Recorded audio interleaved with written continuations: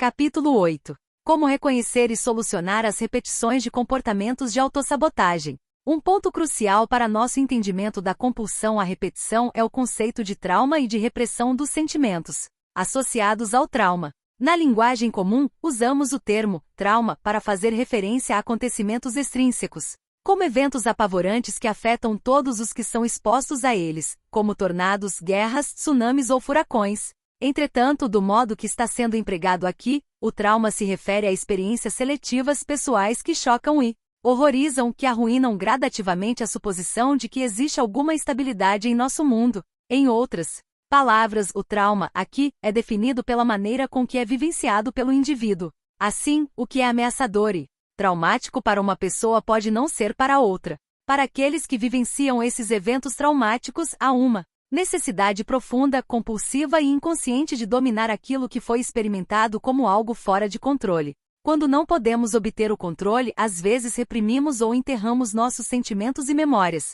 Tal repressão é uma forma de nos proteger de experiências que perturbam nosso equilíbrio emocional, experiências tão terríveis que não conseguimos mantê-las na consciência. Mas a repressão, como vimos claramente até agora, não enterra só o evento, nem os sentimentos e lembranças a ele associados, mas também os elementos que o acompanham. O resultado é que tais memórias e sentimentos reprimidos estão sujeitos a muitas distorções. Há uma vasta literatura recente, que lida com as reações de resiliência e resistência ao trauma. A maior parte desses estudos fala apenas em considerações a curto prazo e em comportamentos manifestos. O que está faltando na maioria desses estudos, entretanto, é a consideração de efeitos a longo prazo dos traumas nos indivíduos, tomando por base a história do indivíduo na vivência do trauma. Em vez de se falar sobre resistência ou resiliência como entidades em si mesmas, é necessário considerar a configuração da vida do indivíduo como um todo.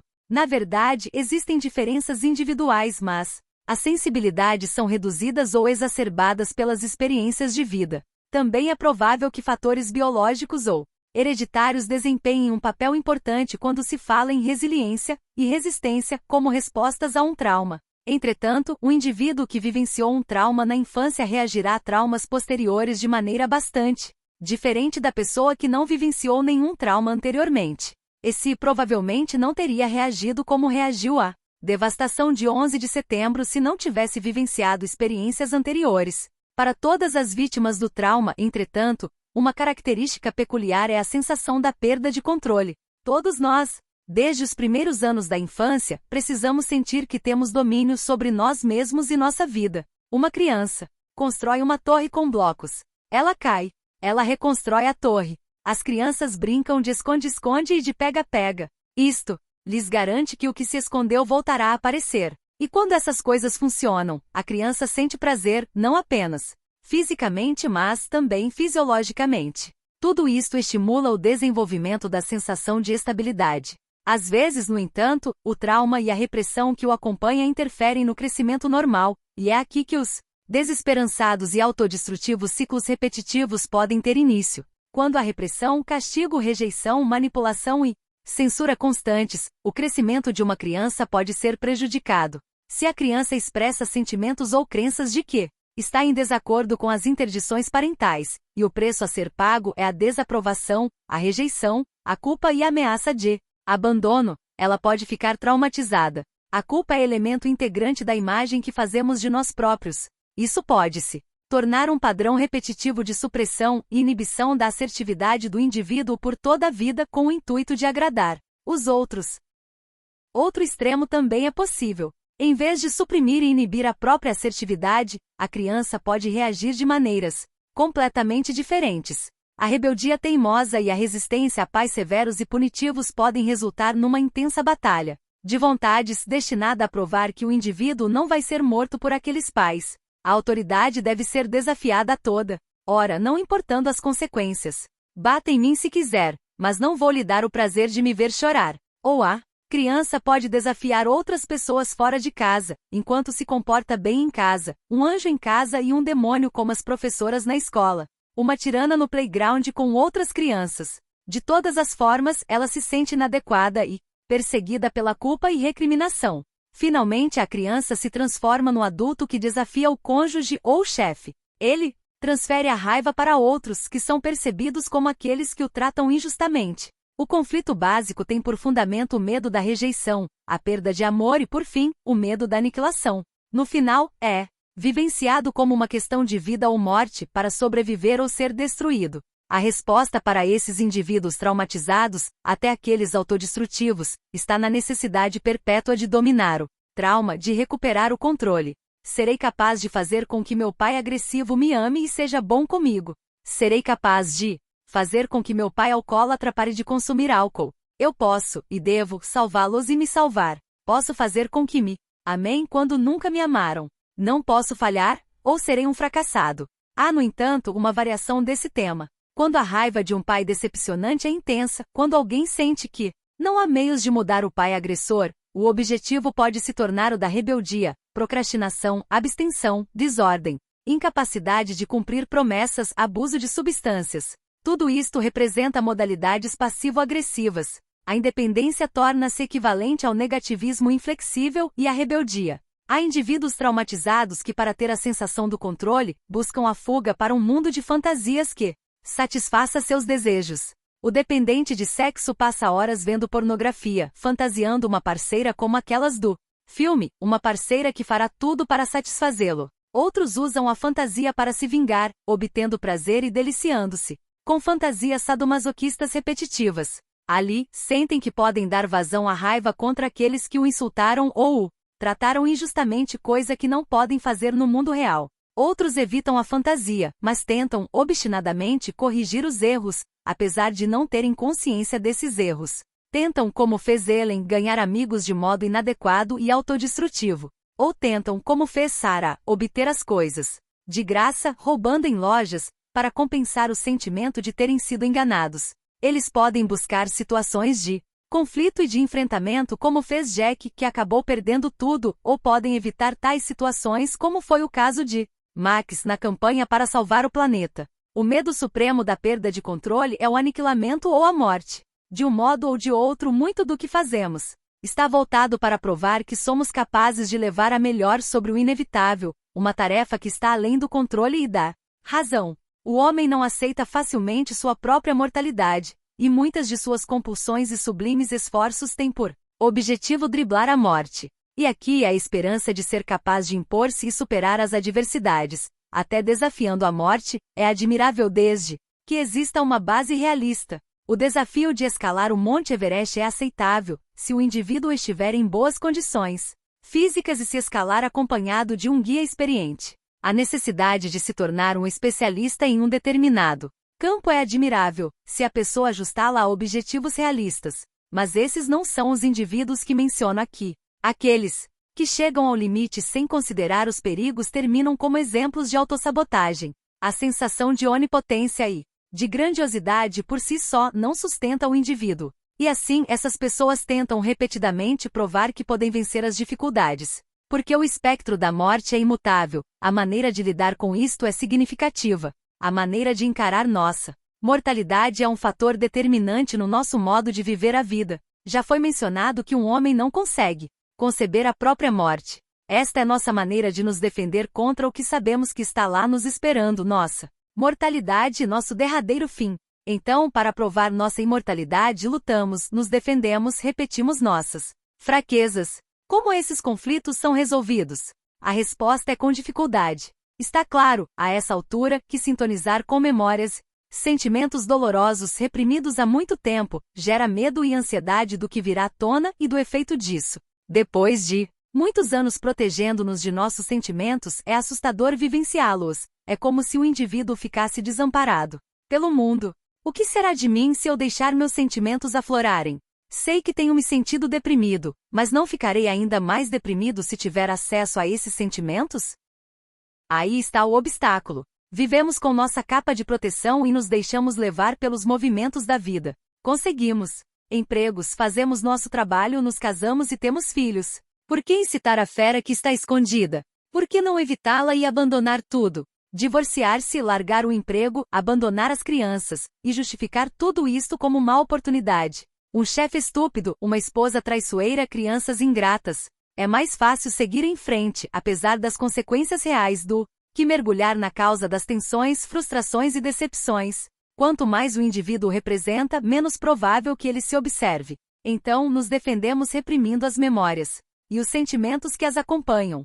Desse modo, acreditamos que os esquecemos. Mas não conseguimos, pois tais sentimentos deflagram a raiva e desejos de vingança, ou depressão e pensamentos distorcidos. Será que esses sentimentos vão-se com tanta facilidade? É claro que não. Eles são visitados sem que percebamos em nossas relações com o chefe, o cônjuge e os filhos. Tornamo-nos o agressor, o brigão. Encontramos uma forma de nos vingar, vitimizando os outros ou provando que quem nos atormentava é que estava certo. Você nunca vai chegar a lugar nenhum significa, não poderei chegar a lugar nenhum, e ser um fracassado é a minha sina. É mais fácil agir, perpetuar o comportamento de autossabotagem do que enfrentar as decepções do passado. É mais fácil viver a vida como um robô do que como um ser humano sensível, e possivelmente deprimido. É mais fácil fracassar ou retrair-se do que sentir dor. Há aqueles que evitam esse tipo de dor e de discernimento, apressando-se em culpar-se. Sei que é tudo culpa minha, sei que sou o responsável, agora me deixem sozinho. Sob o pretexto da aceitação da culpa, eles se libertam da necessidade de enfrentar aquilo que os atormenta. O resultado é que o indivíduo desenvolve uma personalidade se eu for bem-sucedido, será um equívoco. Se eu for promovido, será porque enganei meu chefe. Se meu casamento estiver bem agora, não será por muito tempo. Estou esperando pelo fatídico fim, esperando que eles, enfim, percebam o que se passa comigo. Sou um embuste, um impostor, um vira-casaca. O dilema é que se eu for bem-sucedido, meus pais ficarão orgulhosos de mim, e não quero que eles tenham essa satisfação. Mas se eu fracassar, provará que eles estavam certos. Então fico numa situação difícil. Perco das duas formas. Isto é, se meu objetivo é vingar-me de meus pais, eu não existo mais. Sou apenas um robô reagindo aos comandos programados de meus pais frustradores, para provar que estão certos ou errados, para agradá-los ou desapontá-los. Esta situação de desmembramento torna-se internalizada de tal forma que a pessoa passa a ser inautêntica. O indivíduo desenvolve uma fachada, um falso self. 2. Uma máscara para apresentar o próprio eu como se fosse uma outra pessoa, diferente do que realmente é. Não sou aceitável do jeito que sou, então tenho de agir como se fosse alguém que acho que deveria ser. Este indivíduo pode apresentar-se como forte ou fraco, glorioso ou ordinário, sofisticado ou simples, inteligente ou idiota, a fim de desempenhar um papel, uma imagem do que julga ser aceitável. O indivíduo é educado e solícito, ou o contrário. Trata-se de um comportamento autodestrutivo, porque a pessoa tem de viver como uma persona, em que o eu não está integrado e é real. A sensação de aceitar-se está faltando. E isto aparece na maneira de a pessoa se relacionar com os outros. Ninguém realmente sabe quem a pessoa é, inclusive ela própria. Tal indivíduo fica dividido, não podendo se arriscar e permitir que defesas esmoreçam. Acessar sentimentos significa admitir pessoas, confiar e assumir o risco de ser magoado. Novamente, em tais casos, a compulsão é evitar, esquivar-se e abandonar as relações que exigem proximidade. Pode significar divorciar-se de uma esposa que necessita de mais intimidade. Pode significar perder amigos. Pode significar perder a amizade de um filho. Para esses indivíduos, é preferível ficar sozinho, ou mesmo solitário, a ter de baixar a guarda. Mas isso não é algo consciente.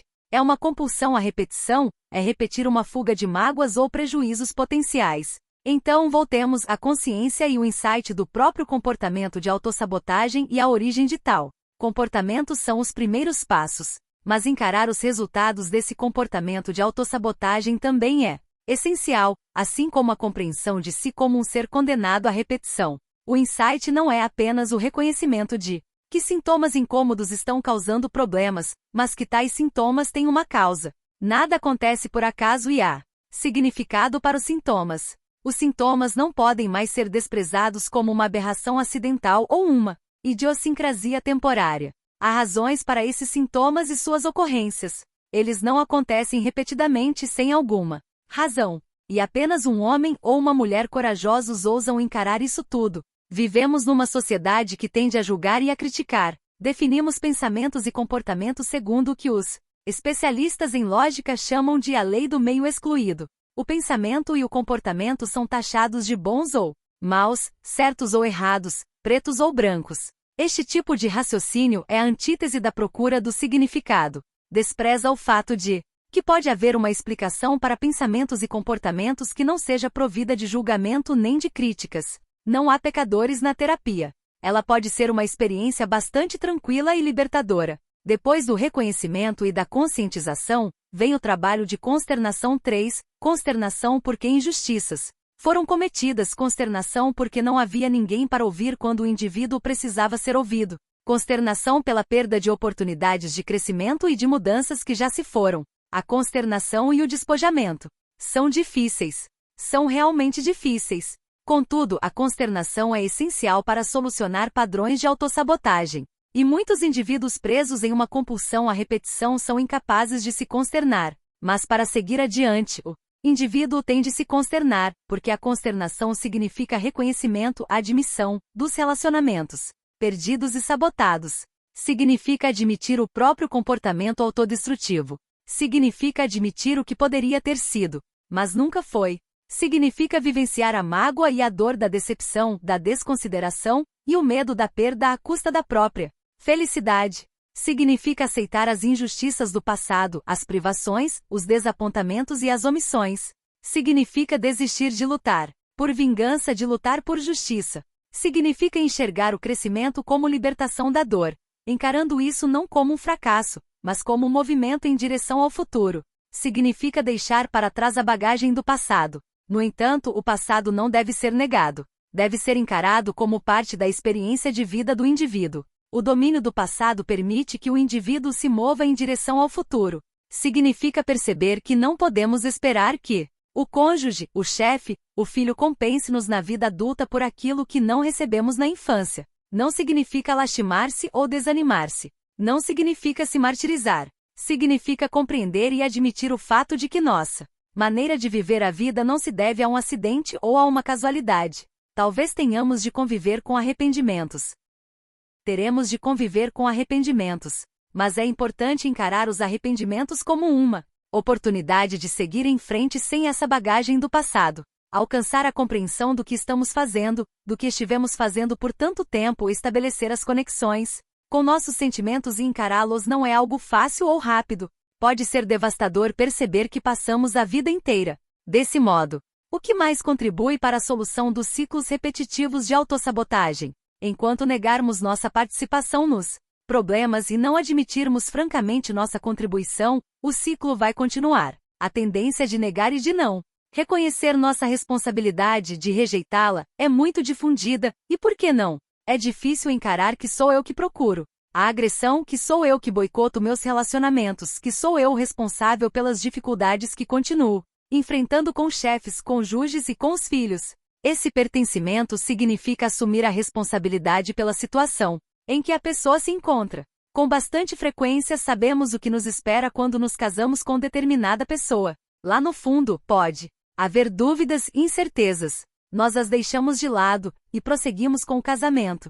Só depois vamos perceber que nossas dúvidas eram bem fundamentadas. Temos de aceitar a responsabilidade por aquela decisão. Sabemos que ter filhos mudará nosso estilo de vida e restringirá nossa liberdade, mas continuamos tendo filhos. E, algumas vezes, os culpamos por não conseguir fazer o que queremos. A criança não pediu para nascer. Os pais quiseram a criança. Mas isto significa assumir responsabilidades e reconhecer a disposição de assumir esta responsabilidade até o fim. Todas essas presunções de responsabilidade significam enfrentar a tristeza, revelando dores, insultos e injustiças. De modo similar, porque uma pessoa continuaria a se identificar e a tentar agradar pais e amigos que só abusam dela para alcançar seus objetivos? Por que os pais infligiriam aos filhos seus problemas não resolvidos? O fato de meus pais terem agido e me tratado de certa maneira não me autoriza a fazer o mesmo com as pessoas que estão, nesse momento, em minha vida. A dificuldade de se comprometer com o tratamento e de se responsabilizar por não ter comparecido a algumas sessões e a inabilidade de Jack para aceitar que cometia erros nos negócios são indícios de problemas com o próprio comportamento. E no casamento, assumir uma conduta significa admitir sua parte no contrato não escrito. Casei-me acreditando que ele ou ela poderia e seria capaz de satisfazer minhas necessidades, seria capaz de me completar. Mas esta era minha expectativa, e eu achei que ela seria atendida nesse casamento. Carlo acreditava que seus esforços para retornar à escola, para melhorar de posição, seriam complementados por Mary. Mary esperava que Carlo estivesse em casa toda noite e que se envolvesse com a família. Essas expectativas não foram atendidas. Carlo teve de reconhecer que rompeu o contrato. Antes, ele trabalhava como carpinteiro com horário regular, voltando para casa cedo toda noite para passar um tempo com a esposa e os filhos. Quando decidiu continuar com os estudos, havia um preço a ser pago, apesar de Mary ter concordado com a sua decisão. Carlo escolheu casar-se com Mary e Mary escolheu casar-se com Carlo. Sim, os parceiros podem mudar no casamento, podem, de fato, crescem em direções diferentes. Um dos dois pode querer manter as coisas como estão, enquanto o outro pode querer seguir em frente. Mas eles serão obrigados a reconhecer que não podem culpar o parceiro por tudo. A vingança por mágoas ou decepções é uma negação da responsabilidade de ter se metido e de manter uma relação que está cheia de problemas. Às vezes, a tendência é acumular injustiças, remoer pensamentos de vingança, conviver com eles e usá-los como parte de uma luta de poder para manter-se na posição dominante e deixar o outro na posição de subserviência. Isto é o oposto de agir responsavelmente, tomando por base o reconhecimento de que o indivíduo tem alternativas e escolhas, que fazer com os outros o que fizeram com ele perpetua os problemas. Eles podem manter a relação e tentar seguir em frente, ou podem terminar o relacionamento. Qualquer que seja, a escolha é com ela que eles terão de conviver. Então, como podemos interromper as repetições? Não adianta forçar uma mudança no nosso comportamento manifesto. Não adianta oferecer explicações intelectuais para nosso comportamento. Ouvir que deveríamos tentar novas abordagens, que deveríamos terminar o relacionamento, que deveríamos parar de nos relacionar com os outros desse modo, ou que deveríamos nos divorciar não soluciona o problema. O essencial para a mudança é o engajamento e o comprometimento. Com uma relação terapêutica com um terapeuta que seja capaz de servir de pai castrador, que seja capaz de se tornar o receptor de velhas distorções e sentimentos de raiva, que seja capaz de aceitar as explosões hostis que foram reprimidas, que seja capaz de encorajar a emergência de memórias esquecidas há muito tempo e suas respectivas emoções. Significa relacionar-se com alguém que está tentando reviver com você o que você sentiu e vivenciou, ao mesmo tempo em que mostra como você procurou se vingar quando se sentiu magoado, como você se isolou quando queria proximidade, como você se utilizou de um comportamento repetitivo e autodestrutivo. Fazer terapia significa trabalhar com alguém que é capaz de enfatizar e esclarecer a natureza e o significado de suas ações. Significa desenvolver uma relação em que é possível falar e sentir sem medo de reprimendas ou críticas. Significa envolver-se em uma relação autêntica na qual não há necessidade de desempenhar papéis ou de ser quem não é. Não significa que o analista está sempre certo em suas interpretações. Significa que ele está tentando entrar em sintonia com o analisado. Não significa que o analista acaba com frustrações ou que todos os equívocos do passado são corrigidos. Significa que o terapeuta está ali para tentar ajudar a romper o ciclo, para permitir que a consternação ocorra, para oferecer uma relação suficientemente segura a fim de que o indivíduo se arrisque a remover as barreiras de proteção que o impediram de experimentar aquelas memórias assustadoras há muito reprimidas. Significa ser capaz de aceitar-se como um ser humano real, com direitos e obrigações, virtudes e fragilidades. Significa que o indivíduo deve aceitar que não precisa mais perseguir grandes objetivos, nem enaltecer-se a todo momento. Mas também significa não se ver como impotente nem como a vítima oprimida. Significa aceitar a mortalidade e suas limitações. Certamente, não significa que todos os problemas estão resolvidos para sempre. Significa estar ciente do seu papel como sabotador da sua vida e resolver isso. Significa ser capaz de fazer escolhas e defendê-las. Também significa reconhecer que elas podem não funcionar como havíamos planejado. Para o analista, significa estar ali no processo constante, coerente e objetivamente. Significa encorajar o processo de crescimento e de florescimento, sedimentando o caminho para a sensibilidade e a responsabilidade. A terapia psicanalítica intensiva é a abordagem atualmente disponível para lidar com a autossabotagem. Isto exige um compromisso a longo prazo e sessões frequentes, que são essenciais para chegar às questões principais, trabalhar com as defesas bastante arraigadas e elaborá-las. Este tipo de trabalho intensivo não é popular hoje por muitas razões, conforme assinalado anteriormente, mas é um passo em direção ao tipo de exame de consciência necessário para romper tais ciclos, para ajudar o indivíduo a se tornar novamente dotado de livre-arbítrio. É um passo necessário para aprender que a vida é cheia de escolhas e que nossas escolhas não precisam estar baseadas na repetição eterna dos mesmos equívocos. Há formas alternativas para ajudar os indivíduos a quebrar esses vínculos repetitivos? Há muitas e algumas delas funcionam bem, tanto independentemente quanto em conjunto com a terapia. Lembro-me de uma imagem visual que tive há vários anos. Vamos supor que, numa manhã, uma carta esteja na sua porta.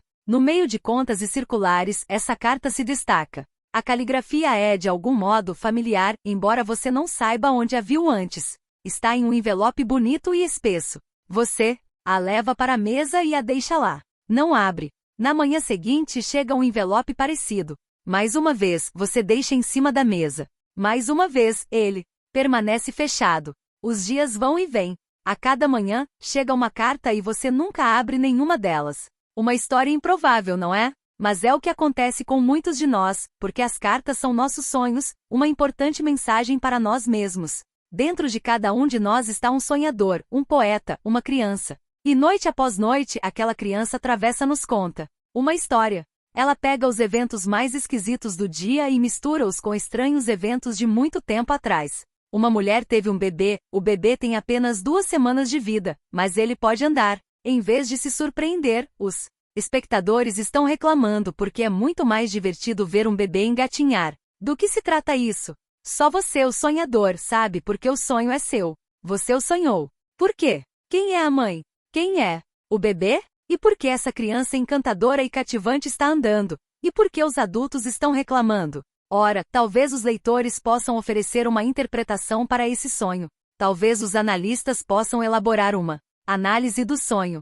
Mas apenas o sonhador pode realmente dizer, às vezes com alguma ajuda e estímulo, do que se trata. Os sonhos nos contam o que sabemos, e vez por outra, o que não queremos saber. Os sonhos nos contam o que está acontecendo internamente. Eles são trampolins para a criatividade. São cartas importantes que enviamos para nós mesmos. Os sonhos podem nos contar muito sobre como estamos vivendo nossa vida, em que ponto estamos presos, onde estamos nos enganando. Os sonhos ressuscitam pessoas do nosso passado. Por quê? O que elas significam hoje? O sonhador atento pode ficar à vontade para encontrar o caminho e livrar-se de coisas que o estão atormentando. Um prédio abandonado está pegando fogo. Os bombeiros chegam, mas nenhum deles tem dentes. O sonhador está na escada, subindo para apagar o fogo, mas a mangueira não chega até lá. O que é o fogo? Por que os bombeiros não têm dentes? O que isso significa? Por que a mangueira não chega até lá? Incêndios geralmente são símbolo de uma emoção extremada, medo, raiva, alguma coisa intensa. O que diz o fogo a esse sonhador em particular? Se um sonho se repete de alguma forma, noite após noite, se aquela carta conta a mesma história toda manhã, então, aquele sonho é especialmente importante, e deve ser considerado pelo sonhador. Porque há um incêndio noite após noite? Há raiva durante o dia? E a quem se dirige essa raiva? Um sonhador sensato saberá avaliar tais coisas. É um passo relativamente simples para se ligar ao que está acontecendo em seu íntimo. É uma boa ideia anotar os sonhos, se a pessoa puder. Não estou dizendo para acordar no meio da noite com uma lanterna pequena, etc. Entretanto, ao despertar, quando se lembrar do sonho, pode ser bastante útil tomar nota do que foi sonhado. Use o presente do indicativo. Às vezes, ao ler o sonho, uma frase salta aos olhos, alguma frase que você escreveu. Em que ela o faz pensar? Qual é a sensação que você tem no sonho? Você se sentiu assustado, feliz, sozinho? Conecte-se ao sonho. O que o bebê está me dizendo? Por que sonhei com um bebê? Qual é a minha ligação com tudo isso? Lembre-se, o sonho é seu. Você o elaborou e as pessoas no sonho representam uma parte de você. É uma carta importante para si mesmo. Além de ler essas cartas de sonhos, há outras coisas que os indivíduos podem fazer para ter um insight e encontrar solução para algumas de suas situações repetitivas. Já foi mencionado que durante uma sessão de terapia, todas as reflexões, movimentos sinuosos com a cabeça e pensamentos imprevisíveis têm um significado. Na vida íntima e silenciosa do indivíduo, esses mesmos pensamentos transitórios também podem ter um significado. Todos os pensamentos têm um significado, só é preciso examiná-los. Na vida real, você vê um velho amigo cruzando a rua, indo na sua direção. Até agora ele ainda não o viu. Faz um tempo que você não o vê, e você deveria estar feliz por encontrá-lo. Mas você muda de direção. Você não está com vontade de conversar com ele naquele momento. Por quê? Qual é a dinâmica de funcionamento aqui? Você realmente tem algum problema de tempo, talvez uma reunião urgente, e não pode se atrasar? Ou é alguma outra coisa? Porque você mudou de caminho. Você pode racionalizar, simplesmente não estou com vontade. Mas depois, talvez em algum momento solitário, poderá voltar a atenção para esse assunto. O que estava errado? O que você estava sentindo? Estava com medo? Aborrecido? Essa pessoa representa uma parte de sua vida que gostaria de esquecer? Por quê? Você percebe que ultimamente, quando entra no carro, começa a ficar ansioso, inquieto. Você não se envolveu em nenhum acidente automobilístico, não conhece ninguém que tenha passado por isso. Mas a cada cruzamento você fica ansioso, dirige mais devagar e com mais cautela. Por que você está com medo? O que o faz se sentir tenso e ansioso? O medo de acidentes é indício de alguma outra coisa? Você estará com medo, talvez, de que alguma coisa tome forma, algo que não tem nada a ver com o fato de dirigir. Você está se sentindo excessivamente fragilizado nesses últimos dias? Por quê? O que está assomando no seu inconsciente? Pode ser até que as coisas não sejam tão inquietantes assim.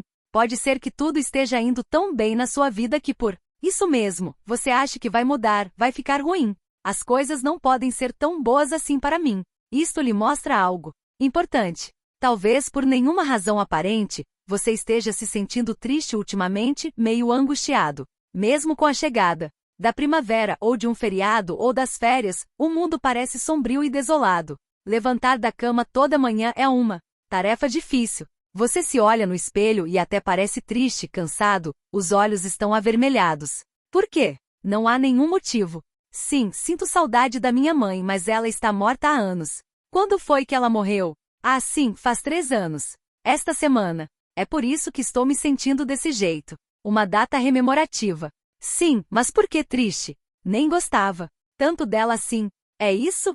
Talvez não esteja me sentindo triste, mas irritado? E por isso culpado? Essas coisas são difíceis de admitir, mas elas abrem portas. E geralmente a tristeza aparece. No mínimo, a pessoa consegue descobrir por que está se sentindo daquela maneira. Isto por si só já é libertador, especialmente se tratar de um ciclo repetitivo. Além de sintonizar com sua vida interior, formada por pensamentos e emoções fugazes, pode ser de grande utilidade. Começar a prestar atenção ao modo das pessoas reagirem à sua presença. As pessoas movem-se cuidadosamente ao seu redor? Você inspira medo? Ou elas ficam calorosas e despreocupadas em sua presença? Seus filhos são muito cautelosos com você? E quanto às pessoas com as quais você entra em contato eventualmente? Esses encontros podem às vezes ser ainda mais reveladores do que aqueles que acontecem no seio familiar. Você acha os lojistas amigáveis e receptivos? As pessoas sorriem para você, o cumprimentam calorosamente quando você entra no mesmo estabelecimento toda manhã para tomar café? Ou elas lhe respondem com reservas? E quanto às suas respostas aos outros? Você faz amizade em todo lugar, até mesmo no mais desprezível quiosque de aeroporto? Os indivíduos lhe correspondem? Ou eles ficam tímidos? Qual é a mensagem que você está enviando? Pode ser de grande valia gastar alguns minutos do dia fazendo um exame minucioso de sua saúde mental. Arrume um tempo e sente-se calmamente, de preferência quando não houver ninguém à sua volta em uma sala sozinho. Pense nos acontecimentos do dia, ou não. Tente ficar quieto e ver o que aparece. Às vezes as ideias brotam, as conexões se estabelecem. Pode ser um momento bastante criativo, se você não programar nada. E se, dia após dia, os mesmos pensamentos e acontecimentos brotarem, é possível que sejam, exatamente, os sintomas recorrentes de um ciclo repetitivo na sua vida. Pode ser que você esteja começando a lidar com essas repetições. Outra coisa bastante útil que você pode fazer é manter uma espécie de balanço do que está acontecendo em sua vida íntima, fazendo anotações. Aqui não me refiro a um diário propriamente. Ao contrário, você pode usar um bloco de notas. Seja ousado, solte sua imaginação. Crie poesia. Escreva sobre o chefe medonho, a esposa ridícula, os filhos malvados. Ninguém nunca deverá ter acesso a esse bloco de notas. É claro, você ama seus filhos, mas eles o deixam maluco. Escreva isso. Talvez as brigas com a esposa ou marido pareçam se repetir várias vezes, o mesmo tema. Ele nunca me escuta, ele entende tudo o que digo de forma errada, ela me deixa de lado, sexo não existe. Ele é tão desprezível, ela é uma perdulária. Por que me casei com meu pai? Por que ele tem de beber? O que posso fazer? O que posso fazer para mim? Estou tão irritado essa manhã, não sei por que minha vida é uma droga, estou com tanta raiva de minha mãe, o sol está brilhando, quando é que o inverno vai terminar? Onde estão as meias das crianças? Dani tem futebol hoje à tarde, Paul está me dando nos nervos. Reler essas notas, ver o mesmo assunto, algumas palavras, dia após dia, diz-nos alguma coisa. Diz-nos que algo está acontecendo na nossa vida. Pode nos revelar o que está acontecendo na nossa vida íntima. Além de revelar algo, esse bloco pode ajudar a eliminar os dados insignificantes. Por mais estranho que pareça, escrever sobre essas coisas ajuda a pessoa a ir adiante, deixando isso para trás. Os dados insignificantes podem ser desprezados. Quem se importa com as meias? O elemento principal brota, exigindo reconhecimento e conscientização. Pode ser uma experiência extremamente libertadora. E se alguém se sentir inclinado a optar pela terapia, há uma quantidade suficiente de informações já extraídas de seu inconsciente que o ajudarão a progredir mais rapidamente nas sessões de psicoterapia. Além de escrever sobre isso, ler também pode ajudar. Há uma grande variedade de livros de autoajuda no mercado que, realmente, oferecem algum insight sobre o que está acontecendo internamente e sugestões de como obter ajuda. Alguns desses livros são muito bons, outros, obviamente, nem tanto. Mas vá a uma livraria e folheie alguns. Muitos deles propõem soluções simplistas que não ajudam em nada, mas alguns podem oferecer pelo menos algumas reflexões sobre como mudar de vida, como observar os ciclos. A essa altura, é claro, você já sabe que é preciso muito mais do que conscientização para mudar esses padrões repetitivos. No entanto, às vezes, a conscientização adquirida pela leitura pode ajudar a pessoa a dar o próximo passo. Às vezes, a pessoa não está ciente do que está fazendo, como foi sinalizado aqui. Mas apenas ler este simples livro que está em suas mãos, pode levá-la a considerar os hábitos repetitivos de sua própria vida e começar a fazer as mudanças necessárias. Depois de ler e pensar sobre tudo isso, imagine que você decidiu começar seu processo de psicoterapia. Será necessariamente demorado, doloroso e caro? Talvez sim, talvez não. Algumas repetições podem ser trabalhadas em um período de tempo muito menor, especialmente se a pessoa já estiver pronta para o processo de exame de consciência. Então, como é que se encontra e se escolhe um terapeuta? Este não é o assunto deste livro, mas há muitos sites na internet. Listagens de profissionais do ramo que são credenciados e diplomados, que têm as qualificações e o treinamento necessários nessa área. A melhor maneira é, sem dúvida, por indicação de algum colega ou do médico da família. Ou então procurar algumas informações por conta própria. Informe-se sobre esse profissional. Entreviste-o. Tenha um primeiro encontro e veja se sente bem, confortável, veja se há alguma química entre vocês. Como em outros aspectos da vida, temos uma boa impressão de algumas pessoas, de outras não. O mesmo é válido na escolha de um terapeuta. Considere se você se sentiria mais confortável trabalhando com um homem ou uma mulher. Mas seja cuidadoso, às vezes você pode querer trabalhar com uma mulher porque não gosta de homens. Talvez fosse uma boa ideia, então, considerar trabalhar esses problemas como um terapeuta. E é claro, isto também é válido para as mulheres. Outra coisa prática a considerar é o preço. Descubra se o profissional está no seu plano de saúde. Não faz sentido começar a terapia, sentir-se confortável, e depois descobrir que você não pode continuar porque as visitas não estão cobertas pelo plano. Mas tenha em mente que a maior parte dos planos de saúde impõe limitações à duração e à frequência do tratamento. Todas essas são simples maneiras de começar, talvez até as maneiras necessárias para começar. Mas se você está realmente determinado a romper o ciclo de repetição, deve começar. Sintonize com sua vida interior. Sintonize com o mundo exterior. Considere as ocasiões em que você se achou na mesma situação difícil, repetidas vezes. É assustador começar? Sim. É necessário para romper o ciclo? É. Significa, apesar de tudo que foi mencionado, fazer terapia, começar uma viagem com um profissional qualquer que Está habilitado a ajudar, a sinalizar e a esclarecer o significado de suas ações. Significa desenvolver uma relação onde você pode expressar o que realmente sente, dizer o que realmente quer dizer, sem medo, sem julgamentos. Significa envolver-se em uma relação autêntica na qual você não tem de desempenhar papéis ou ser alguém que não é. Não há pecadores na terapia. E a viagem sempre vale a pena. Ela pode mudar vidas, e muda. E a viagem em si pode até ser musical.